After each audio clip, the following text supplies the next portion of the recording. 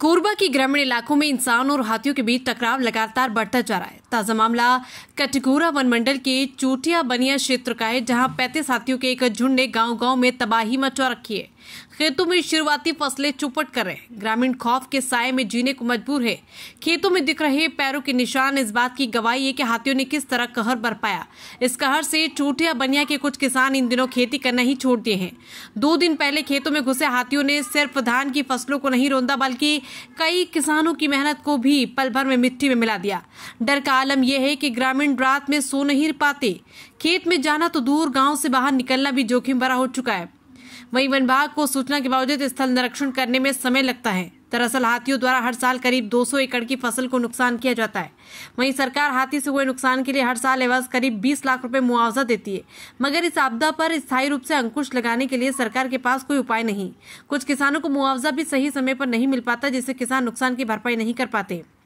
अपन नाम बताइए। हाँ, उदय कुमार। कौन सा गाँव? ग्राम बनिया। अभी हाथी के कैसे दहशत हवे फसल का नुकसान किया? अरे हाथी हमला 10 साल हो गए दहशत है हमला।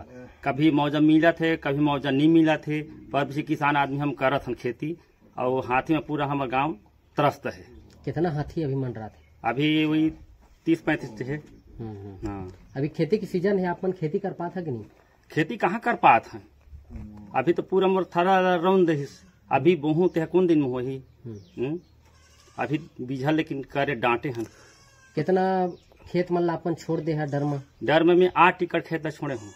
अच्छा। हाँ, खेती करबे नहीं करा? खरबे नहीं करा, 10 साल हो गए। ऐसा अधिया देता तो अधियो वाले मन नहीं करे ना। और ये हाथी की समस्या कब से बनी हुई है? ये 10 साल हो गए। ऐसे आप मन जी सब कितना किसान है जो खेत ला छोड़े है, परेशान है? पूरा कम से कम 10-20 किसान है। हाँ, परेशान है। ठीक, नाम बताइए। नाम मनोज कुमार तंवर, ग्राम बनिया। अब क्या हाथी किस तरह से प्रभावित कर रहा है खेती को? हाँ, हाथी का प्रभावित तो जो है किसानों का तो कमर ही तोड़ दिया। मुआवजे का तो कोई ठिकाना है नहीं, ना कोई फॉरेस्ट ऑफिसर कोई अवलोकन के लिए आते। आज तो अवलोकन के लिए आए हैं एक बीट गार्ड। अब ये देखिए, परसों की घटना है और आज आ रहे हैं। अब इसी से समझ लीजिए क्या है। कितनी एकड़ पे खेती करते हैं आप? वैसे लगभग 10 एकड़ में। कितना नुकसान हुआ होगा आपका? मेरा तो ये देख ही रहे हैं पूरा।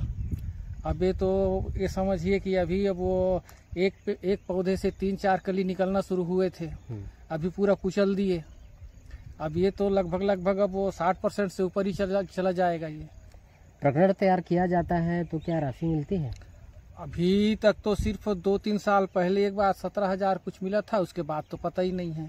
पिछले बार भी हुआ था, ऐसे ही जमा किए थे तो उसका पता ही नहीं चला। नुकसान के एवज में राशि नहीं मिलता है?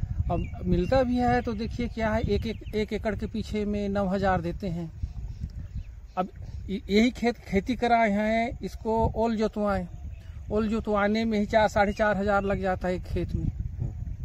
फिर इसमें उस खाद डालिए, बीज डालिए, मजदूर लगाइए, रोपा लगवाइए, तो 1 एकड़ में तो ऐसे ही 12-13 हजार रुपए चले जाते हैं, खर्च हो जाता है। कोई प्रकार का सहयोग मिल रहा है कि नहीं वन विभाग की तरफ से? अभी तक तो कोई नहीं मिला है। वन विभाग की टीम हाथियों की निगरानी कर रही है, लेकिन झुंड को गांव से खदेड़ने में अब तक कोई सफलता नहीं मिल पाई।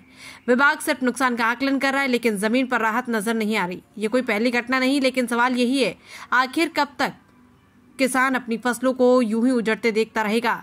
और अब तक ग्रामीण अपने ही गांव में डर के साए में जीने को मजबूर है। कोरबा से सरोज रात्रे की रिपोर्ट।